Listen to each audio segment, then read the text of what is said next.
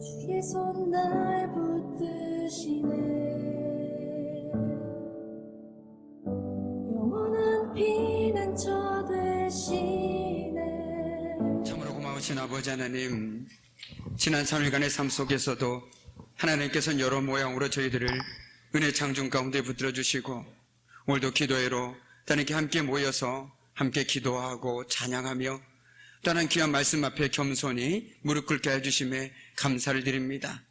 하나님, 오늘도 말씀을 들을 때에 무엇보다도 저희들에게 깨닫는 마음과 듣는 귀를 허락하여 주시사 하나님 말씀을 듣고 잊어버리는 자들이 아니라 하나님 말씀을 듣고 반석에 집을 지은 자처럼 그 말씀에 준행하는 삶을 통해서 날마다 하나님의 말씀의 능력을 경험하며 살아가는 저희들의 복된 삶 될 수 있도록 하나님께서 이 시간 은혜 내려 주옵소서. 부족한 인간적인 모습은 감춰주시고 오직 죄종을 통해서 말씀이 선포되어질 때에 그 말씀에 능력의 말씀이 되게 해주시고 생명과 회복의 말씀으로 임할 수 있도록 이 시간 성삼위 하나님께서 친히 주장하여 주옵소서. 모든 것 주님께 온전히 의탁하오며 감사드리며 예수님의 이름으로 간절히 기도드립니다. 아멘. 할렐루야. 반갑습니다. 우리 반갑게 인사 나누겠습니다. 반갑습니다. 네, 반갑습니다. 우리 하나만 더 인사해 볼까요? 우리 옆에 있는 분에게 내가 당신을 위해서 기도하겠습니다 라고 우리 인사 나누겠습니다. 내가 당신을 위해서 기도하겠습니다. 네, 내가 당신을 위해 기도하겠습니다 라고 말했으니까 오늘 한 주만이라도 지금 내 옆에 있는 분을 꼭 품고 1분이라도 함께 기도함으로써 조금 전에 기도했던 것처럼 하나님께서 내 기도에 응답해 주시는구나, 그 기쁨을 누릴 수 있는 저와 여러분이 되기를 간절히 소망합니다. 그리고 또 하나 부탁드리고 싶은 것은 제가 가끔 이제 친한 권사님들과 통화를 할 때 이런 농담을 하곤 합니다.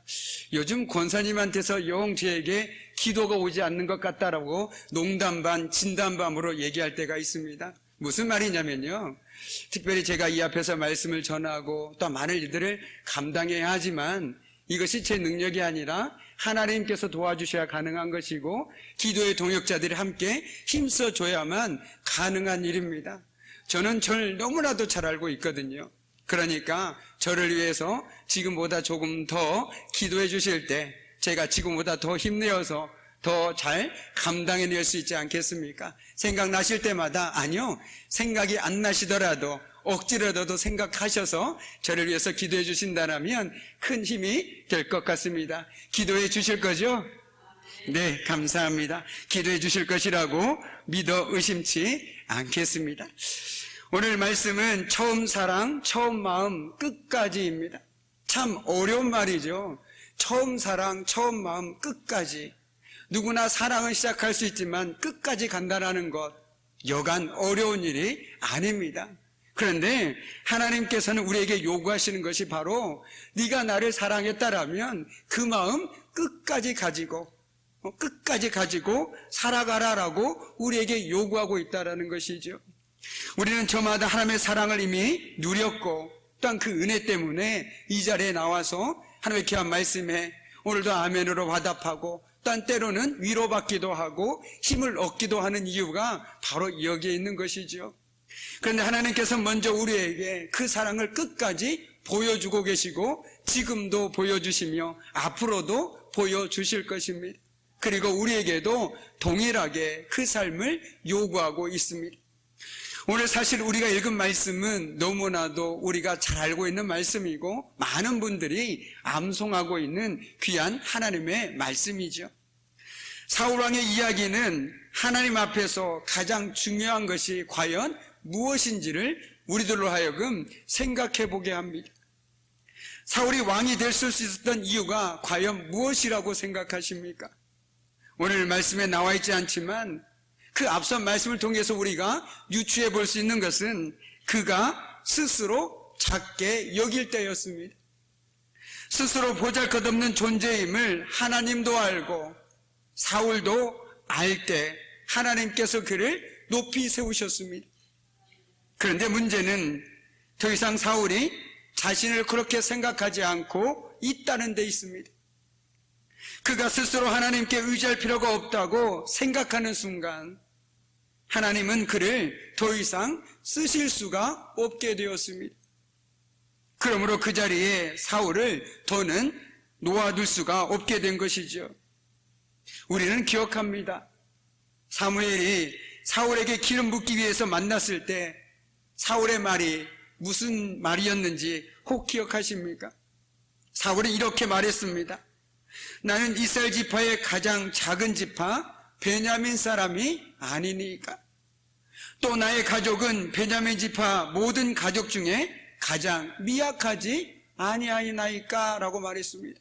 한마디로 자기는 자격이 없다라는 것이지요.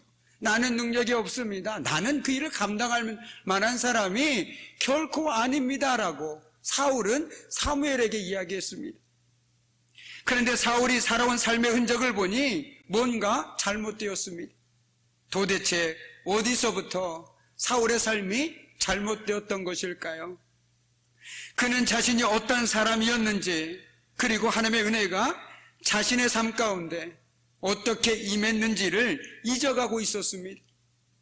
그래서 자신이 뭔가 대단한 사람 같고 하나님보다 이제 자신이 더 크게 보이기 시작했습니다. 그 결과 하나님 말씀에 온종일 순종할 수 없었습니다. 우리는 어떻습니까?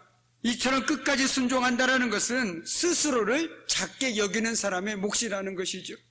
한마디로 겸손한 사람만이 끝까지 순종할 수 있습니다. 하나님의 은혜 없이는 살 수 없다고 말하는 인생이 끝까지 순종할 수 있습니다. 우리는 하나님의 은혜 없이도 살만한 인생입니까? 아니면 하나님의 은혜 없이는 살 수 없는 인생입니까? 혹시라도 내 마음 한켠에 나는 하나님 은혜 없이도 살만하다라는 생각이 있다라면 우리는 참으로 안타깝게도 순종하기 어려운 자리에 있습니다. 그러나 하나님 은혜 없이는 살 수 없다고 고백하는 사람은 하나님 앞에 순종할 수밖에 없습니다. 그래야만 내가 사니까. 그래야만 내가 살 수 있기에 순종하게 되는 것이죠. 사울은 스스로 미약하다고 아무것도 아니라고 여겼을 때 그는 순종하는 사람이었습니다. 나 같은 사람도 하나님께 쓰시니 얼마나 감사합니까? 나 같은 사람을 이스라엘 왕으로 세워주시니 얼마나 감사합니까? 내가 그 하나님께 어찌 순종하지 않을 수 있겠습니까? 그러나 그가 그 마음을 잊어버렸을 때 그는 이제 역전되고 말았습니다. 본인이 하나님의 자리에 앉고 말았다라는 것이죠. 아, 이것이 다 나의 능력이다. 내가 감당할 만이 나에게 주셨겠지. 그러다 보니 순종이 점점 어려워지게 되는 것은 너무나도 당연한 것입니다. 그의 출발점은 다른 것이 아니었습니다. 바로 겸손이었습니다. 이처럼 자신들이 미천한 상태에 있었던 때를 기억해야만 우리는 넘어지지 않고 자고하지 않을 수 있습니다. 내가 교만한다라는 것은 바꿔 얘기한다라면 내가 어떤 사람이었는지를 잊고 살아가고 있다라는 것이죠. 우리 늘 기도하지 않습니까? 정말 아무것도 아닌 나를 하나님께서 은혜로 자녀 삼아 주시고 오늘도 하나님의 은혜 가운데 살게 하셨다고 고백한다라면 내가 어떻게 하나님의 은혜를 잊어버릴 수 있고 하나님의 자리에 앉아서 하나님의 말씀에 순종하지 않을 수 있냐라는 것이죠. 절대로 그럴 수 없습니다. 그러나 내가 하나님의 자리에 앉게 될 때 하나님의 말씀은 순종해도 그만, 순종하지 않아도 그만입니다. 왜요? 내 삶의 주인은 바로 나이니까. 그래서 사도 바울도 고린도 성도들 향해서 이렇게 말하지 않았습니까? 여러분이 부르심을 받았을 때 그 처지가 어떠하였는지를 생각해 보십시오. 오늘 이 말씀은 또한 우리들에게 들려주시는 하나님의 귀한 말씀인 줄 믿습니다. 우리가 하나님께 부르심을 받을 때 우리의 처지는 어땠습니까? 고린도 교인들은 인간적으로 보잘것없는 처지 가운데서 오직 하나님의 은혜로 구원받은 사람들이었습니다. 그럼에도 그들은 처음 마음과 처음 사랑을 잊어버렸습니다. 하나님의 강권적인 은혜를 망각하고 말았습니다. 그 결과 자랑을 일삼고 하나님이 아닌 사람들에게 오히려 영광을 돌리고 있는 고린도 성도들의 모습을 바울은 보게 되었습니다. 또한 그들은 영적으로 교만한 가운데 있었습니다. 그 이유는 그들이 망각의 늪에 빠졌기 때문입니다.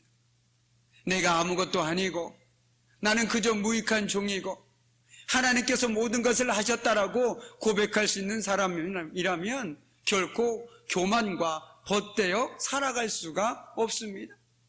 내가 한 것이 아닌데 어떻게 나를 드러낼 수가 있겠습니까? 그렇지 않겠습니까? 교만이 무엇입니까? 나를 드러내는 것이죠. 하나님보다 나를 드러내는 것, 나를 자랑하는 것, 그것이 교만의 시작이라는 것입니다. 그런데 사울의 그 처음의 고백처럼 나는 정말 미련하고 아무것도 아닌 존재임을 고백한다라면 오히려 그런 나를 통해서 일하신 하나님을 높이는 것이 당연한 것이겠죠.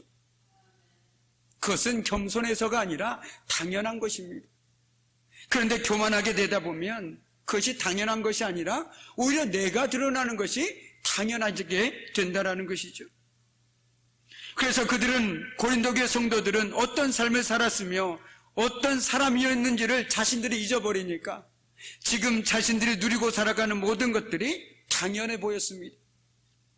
내가 어떤 사람이었고 어떤 삶을 살았는지 절대로 잃어버리지 마십시오. 내가 하나님께 부르심을 받았을 때 내 상황이 어땠는지, 내 마음이 어떠했는지 결코 잊지 마십시오.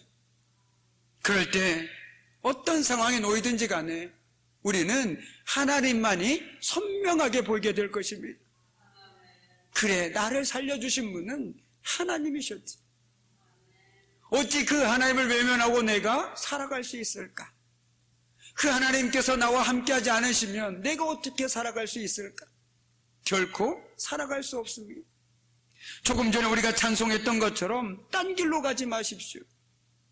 예수 길 외에 딴 길로 가면 안 됩니다. 내 안에 은혜가 꿈틀댄다라면 우리는 결코 딴 길로 갈 수가 없습니다. 내가 주님을 떠나면 나는 살아갈 수 없음을 너무나도 잘 알고 있지 않습니까? 그렇게 오늘 이 저녁에도 우리가 주님 앞에 나와서 하나님의 귀한 말씀에 귀 기울이고 살아가고 있는 것 아니겠습니까? 그런데 세상은 하나님 없이도 제 힘으로 살아갈 수 있다라고 우리를 부추깁니다. 마치 뱀이 하와에게 하나님 없이도 하나님처럼 되어서 살 수 있다고 유혹하듯이 세상은 오늘도 우리에게 말을 걸어옵니다. 그 말인즉 내 인생의 주인은 바로 너라는 것입니다. 참으로 많이 들어본 말이죠. 내 인생의 주인은 나다. 정말 그럴싸한 말입니다. 예전에 어떤 광고에서도 그런 광고가 한 적이 있었습니다. 내 인생은 내 것, 내 인생의 주인은 나다. 참 멋진 말 같습니다. 그런데 성경적으로 보면요, 그것은 바로 교만의 또 다른 얼굴이라는 것입니다. 오늘 사울의 삶이 바로 그렇지 않았습니까? 내 인생은 내 것, 그러니 내 마음대로 하는데 그게 무슨 상관이냐? 이것이 사울의 실패의 근본적인 이유라는 것입니다. 사울은 하나님의 명령을 이해하지 못한 것이 결코 아니었습니다. 단지 하나님의 말씀이 자신의 마음에 들지 않았습니다. 그래서 그가 하나님을 위하여 한 일이라고 하지만 하나님께서 그 일을 기뻐하지 않았습니다. 그는 하나님의 이름으로 핑계말을 대고 있었을 뿐입니다.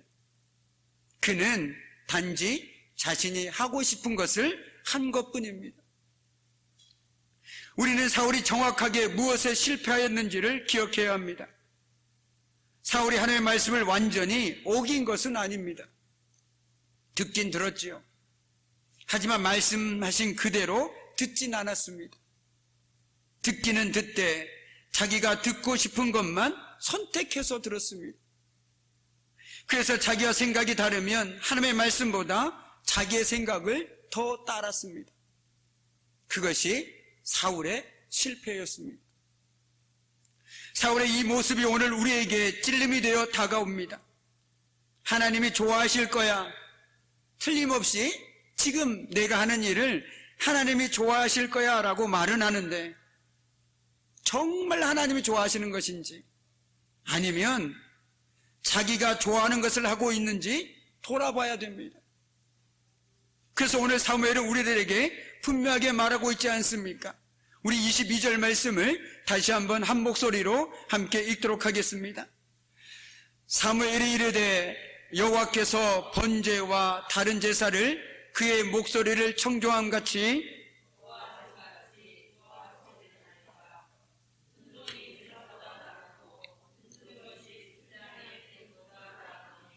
아멘. 여기서 번제는 희생이죠. 섬김이죠. 다른 제사라는 것은 요즘으로 얘기한다면 예배라는 것입니다. 지금 사무엘이 말하고 있는 것은 예배가 필요 없다 말하고 있는 것이 결코 아닙니다. 예배보다 우선되어야 될 것은 바로 순종이라는 것입니다. 우리가 아무리 많은 하나님의 말씀을 알고 있더라도 그 말씀에 순종하지 않는다면 그 말씀이 우리에게 무슨 유익이 있겠습니까? 제가 늘 말씀드리지 않습니까?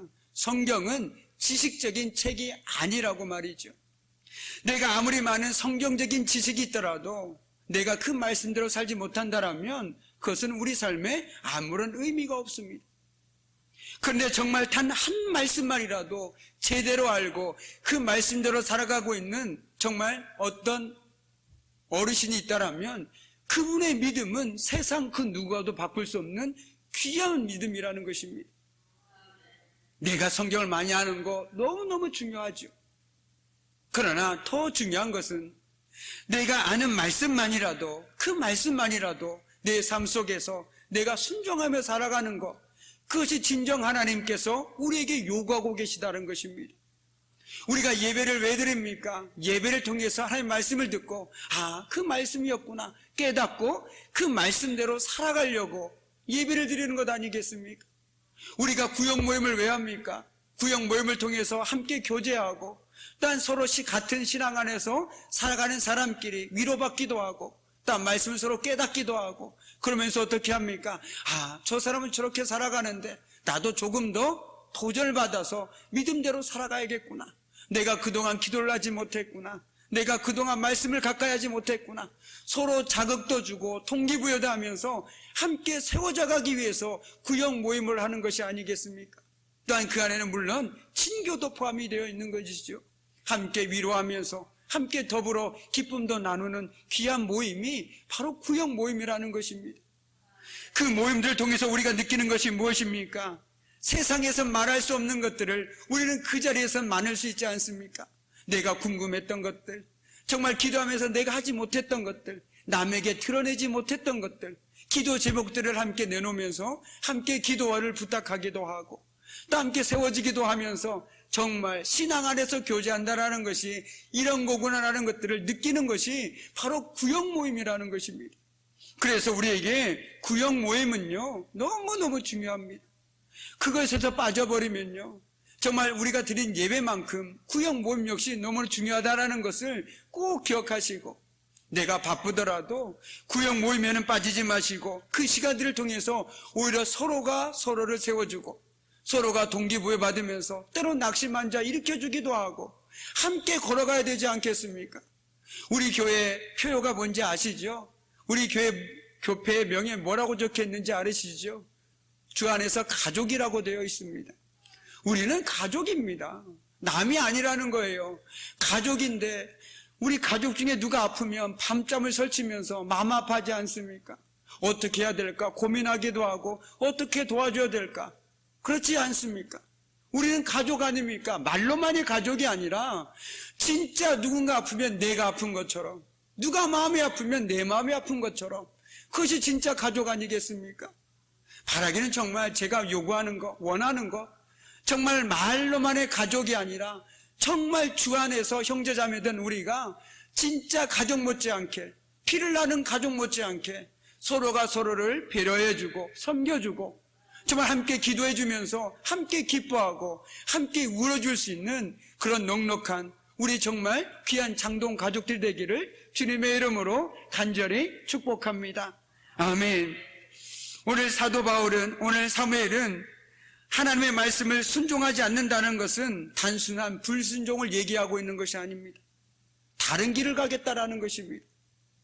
한마디로 얘기하면 하나님을 섬기지 않겠다입니다. 이는 하나님의 길이 아닌 자신의 길을 걸어가겠다는 선언과 같습니다.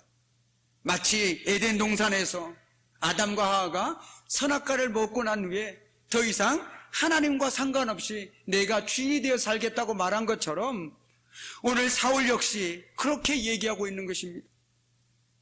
결국 하나님을 삶의 주인으로 인정하지 않고 그의 마음과 눈이 더 이상 하나님을 바라보지도 않습니다. 오늘 사울 역시 하나님은 뒷전으로 밀려나 버리고 말았습니다. 사울의 눈이 더는 하나님을 향하고 있지 않습니다. 그에게 중요한 것은 하나님의 말씀이 아니라 재물이 되어버렸습니다. 불순종과 완고함은 우리의 시선이 하나님을 더는 바라보지 않을 때 슬그머니 찾아오는 무서운 독과 같습니다. 그 독이 우리의 몸에 퍼지면 우리의 몸은 마비가 되고 마음대로 움직일 수 없게 되는 것이죠.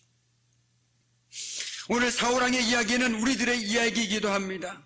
왜냐하면 저도 여러분도 사울왕처럼 행동할 때가 참으로 많기 때문입니다. 우리도 자기 삶의 주인이 되어 살아가려고 합니다. 내가 가진 모든 것을 내 마음대로 사용할 수 있다고 생각합니다. 각자 스스로 왕이 되어 사는 것이죠. 이처럼 자신이 주인 노릇하며 사는 것이 우리 속에 있는 사울의 모습이라는 것입니다. 그런데 성경은 뭐라고 얘기합니까? 네 인생의 주인은 네가 아니야. 하나님이라고 우리에게 얘기해주고 있습니다. 그리고 그 하나님을 주인으로 삼고 살아가는 사람이 진정 믿음의 사람이라는 것이죠. 그러나 오늘 사울은 그렇지 못했습니다. 하나님의 명령을 무시하고 자신이 판단했습니다. 그런데 순종하는 사람의 특징은요, 하나님이 하신 일에 자신이 판단하지 않습니다. 때론 이해가 되지 않지만 그것이 하나님의 마음이기에 순종하는 것입니다. 우리 믿음의 조상 아브라함의 인생을 한번 보십시오. 끝없이 펼쳐지는 이해할 수 없는 사건의 연속입니다.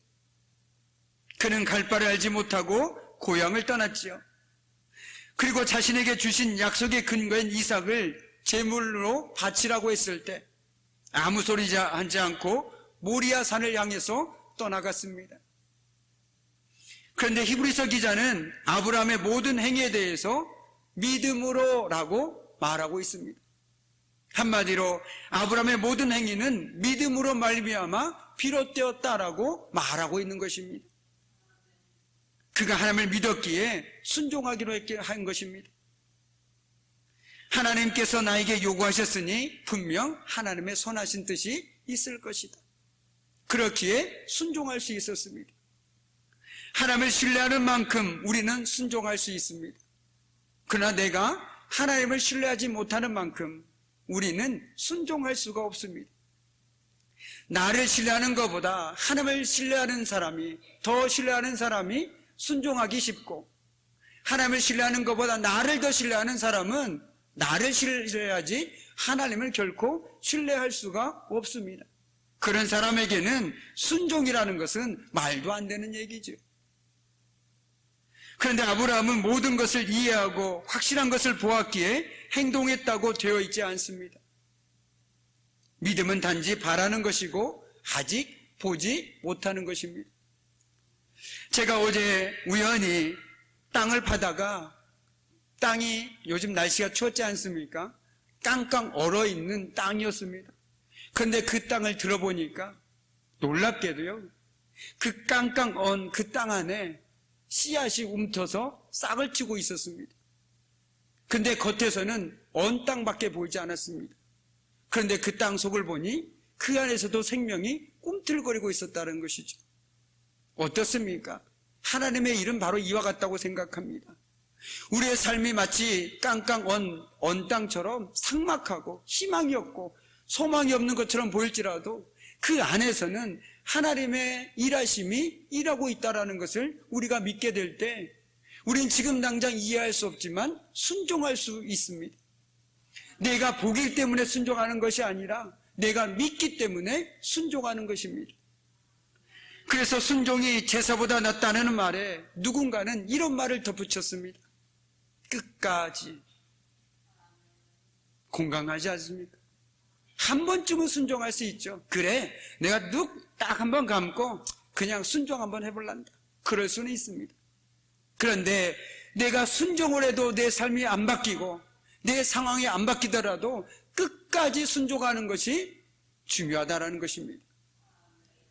순종에는 멈춤이 없습니다. 한 번 하고 말고. 마치 기도와 같다라고 저는 생각합니다. 내가 기도하다가 기도 응답이 없다고 에이 그만하지 뭐. 그렇지 않습니까? 순종도 마찬가지입니다. 내가 한번 순종해 봤더니 별거 없더라. 에이 그냥 안 하고 말란다. 이것은 순종이 아니라는 것이죠. 순종은 결코 멈춤이 없음을 기억하시기 바랍니다. 여기까지다, 이제 됐다 말할 수도 없습니다. 이 땅에 사는 동안에 저와 여러분이 끝까지 계속 되어져야 하는 것이 바로 순종이라는 것입니다. 하나님 말씀 역시 우리가 끝까지 믿음으로 붙들어야 합니다. 그럴 때 세상의 소리가 아닌 하나님의 말씀을 듣고 청종할 수 있습니다. 순종은 저와 여러분에게는 선택이 아닙니다. 순종이 없는 믿음이란 존재하지가 않습니다. 아니, 믿지 않은 것입니다. 믿지 않으니 순종할 수가 없는 것이죠. 우리가 잘 아는 야고보서는 이런 말을 했죠. 행함이 없는 믿음은 죽은 믿음이라고. 그런데 저는 이렇게 말하고 싶습니다. 순종이 없는 믿음은 역시 죽은 믿음입니다.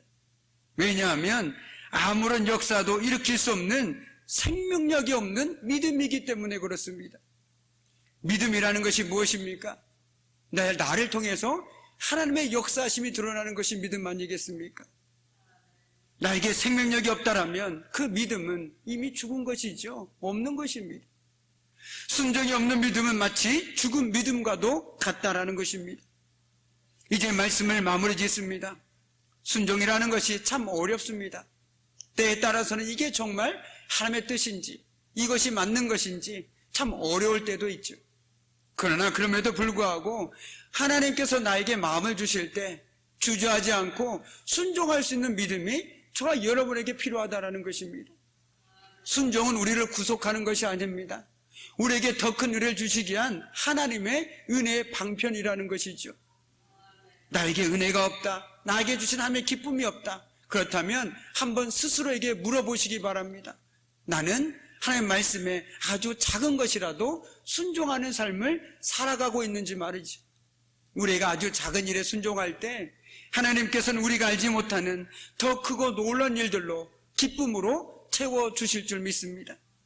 바라기는 모든 순간 모든 상황 속에서 끝까지 하나님의 말씀에 순종하는 삶을 통해서 회복과 생명이 움트는 복된 삶 되기를 주님의 이름으로 간절히 축복합니다.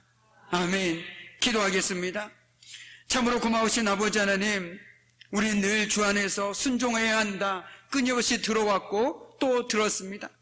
그러나 실상 우리의 삶을 보면 순종하는 삶을 살기보다는 내 마음대로 살았을 때가 더 많았음을 이 시간 회개하며 고백합니다. 주님, 주님께서 말씀을 통하여 깨우쳐 주실 때, 단 누군가를 통해서 깨우쳐 주실 때, 단 마음 안에 감동을 주실 때 우리가 주저하지 않고 순종할 수 있는 믿음을 더해 주심을 통해서 그 순종하는 발걸음을 통해서 하나님의 역사가 드러나게 해주시고 우리 삶 가운데는 하나님의 은혜와 기쁨이 충만하게 임할 수 있도록 성령이여 역사하여 주옵소서. 모든 것 주님께 감사드리오며 예수님의 이름으로 간절히 기도드립니다. 아멘. 우리 다 함께 주님이 가르친 기도하심으로 수요 기도회를 마치도록 하겠습니다. 하늘에 계신 우리 아버지, 아버지의 이름을 거룩하게 하시며 아버지의 나라가 오게 하시며 아버지의 뜻이 하늘에서와 같이 땅에서도 이루어지게 하소서. 오늘 우리에게 일용할 양식을 주시고 우리가 우리에게 잘못한 사람을 용서하여 준 것 같이 우리의 죄를 용서하여 주시고 우리를 시험에 빠지지 않게 하시고 악에서 구하소서. 나라와 권능과 영광이 영원히 아버지의 것입니다. 아멘.